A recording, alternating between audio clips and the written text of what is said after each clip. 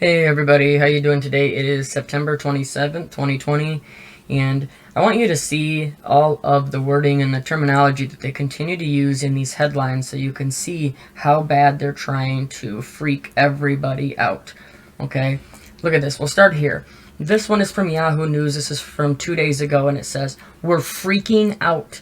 Frontline NHS staff dreading a second wave of CV hospitalizations." So here we go, right? They're going to be talking about this second wave over and over again, and they're going to be continuing to put out the fear for this entire fall and winter, okay?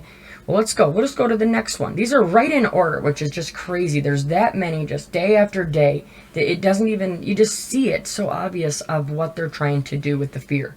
This one says, the U.S. could see a second wave soon. There's your second wave.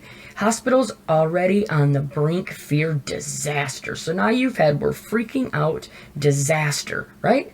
Well, let's just keep going. From CBS, second CV19 wave could turn cracks in the hospital system into earthquakes. Listen to this, right? Every time they talk, they're putting out fear, fear, fear. I mean, that's the problem. You know, look at a second surge of CV in the fall and winter could be catastrophic for the U.S. And it's not just more sick people that doctors are worried about. Look at this perfectly set up picture too. Tell me that's not a staged picture. Do not enter. You know, nobody anywhere. Perfectly all nice and...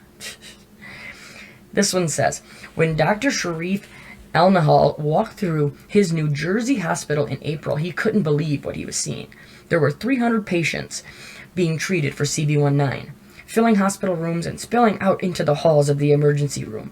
The trauma center, once used for gunshot wounds and car crash victims, was now filled with people on ventilators, which we know that these were all lies, okay? We knew the hospitals weren't overcrowded, and there is video after video of that proving that they were not the way they said they were. It says, it was really like nothing we have ever seen before. It says, I have memories of walking around, and I would look inside rooms where that was possible. Almost every person was a person of color. Do you hear that? Think they're coming after certain groups? Think they're going after certain areas? They're going after the same ones they always go after. The poor, you know, the elderly, the weak, the poverty. That's what they want. They want to continue to do this, okay? You know, so they go on to say, it says, the hospital is one of more than 100 major medical centers that treat America's most vulnerable patients, communities of color who have been disproportionately harmed by CV19. Data has increasingly shown that Black and Hispanic patients are more likely to be hospitalized with the virus and, in many cases, more likely to die from it. Do you understand the agenda behind this, especially in the U.S.? Let's just go to that real quick. We have all the Black Lives Matter. We have all the protest, right, which is the black on white, all right? They're pushing that, okay? So now you have, you know, obviously they're political going against Trump. And like I told you, I don't get into that, but I want you to see the agenda, okay? Now they have the Black Lives Matter with that. Well, if they tack this on where, you know, the Black and Hispanic patients are more likely to, you know, be hospitalized and to die, then that works in with their agenda to go against Trump. Okay, do you see what I'm saying? Because according to these people, Trump did not do the right thing. Like I said, we're not going to talk about all that. My point is this, you see the agendas, okay? Now let's keep going, all right? Because I want you to hear more of this. Here is Fauci, okay? This was yesterday. It says, Fauci says 7 million U.S. CV19 cases, 200,000 deaths, the first wave as threat of second surge looms. Do you notice how they literally have to put the cases first? They have to tell you that there's 7 million. It's all about the big numbers. Okay? And it goes on. It says, Fauci has said that the U.S. is still in its first wave of CV19 outbreak and faces a challenge as it heads into the fall and winter. It says, Fauci, a member of the White House CV task force and director of, I'm not saying it, sick of saying it, told them a second wave. Why don't we say, are we prepared for the challenge of fall and winter? So he's saying, oh, I don't want to call it a second wave yet. It's just all propaganda. But this is the important part. Listen to what it says right here. The country's top infectious disease expert said the idea of a second wave, comes from the 1918 flu pandemic. Why are you continuing to call it, or, you know, compare it to the flu pandemic if this is not the flu? After a spike in cases in the spring, the disease literally disappeared, followed by an explosion in the fall over a century ago. The reason I had to put this in there is you need to realize they've been showing us and telling us, they always do. So when this is out there, an explosion in the fall, yeah, that is what is coming. That is what is coming. That's what they're going to tell everybody that's coming. Okay, now we know the truth that it's just the fall, it's just the flu, the cold, all those type of things that they're going to use those numbers. But you need to realize you are being targeted and you are being attacked, and you better be prepared. Now go on here. What is another thing that they're doing with this, right? With this so-called pandemic? Attacking your food. Okay, now we know with all the weather warfare how they're destroying just all the harvest, all the crops, everything they can, between floods, hurricanes, wildfires, derechos, tornadoes. They devastate everything, okay? And then look, here you go. This is from today. It says grocery stores, food producers beef up inventory for potential second wave of CV19. Do you see what I'm saying? Look how they're doing this, you know? Food retailers are playing catch-up following inventory shortages from high shopping demand. Do you not think that this is planned? Do you not think there's a reason why they were attacking your food? Come on, right?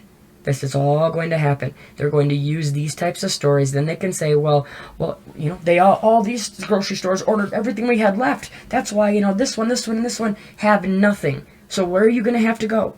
You're going to have to go to your Walmarts, your main big, you know, food retailers, these retail chains that you have to go to, because their other ones aren't going to have anything, right? Oh, there's not enough food supply. There's shortages everywhere. Well, guess who will have them?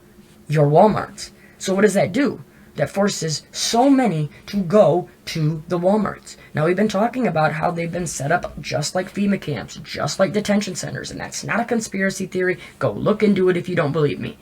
Don't ever take my word for it. Do the research yourself. That's all we ever ask. So here, let's keep going. So now they're pushing, you know, pushing everybody into these areas that they want. This is how they've been, you know, funneling people into these shelters that they do with the storms, and now with these certain Walmarts. Get ready, because you're going to be getting literally herded into certain areas, okay? And let's go. We'll go on more. So here we go. Now this is worldwide. Europe is facing its second CV19 wave. Countries must act together to contain it. These are headline stories, okay? The reason these are headline stories like this is because they are going to start locking down.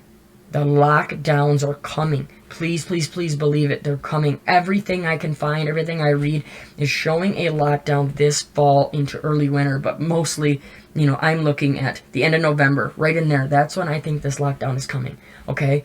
And they're doing it and they're showing it. They're setting it up. Oh, well, how are they going to act together to contain it? Of course, they're going to put lockdowns, right? They've already done all of the masking. The only other way that they're going to act to contain it is what? They're vax, okay?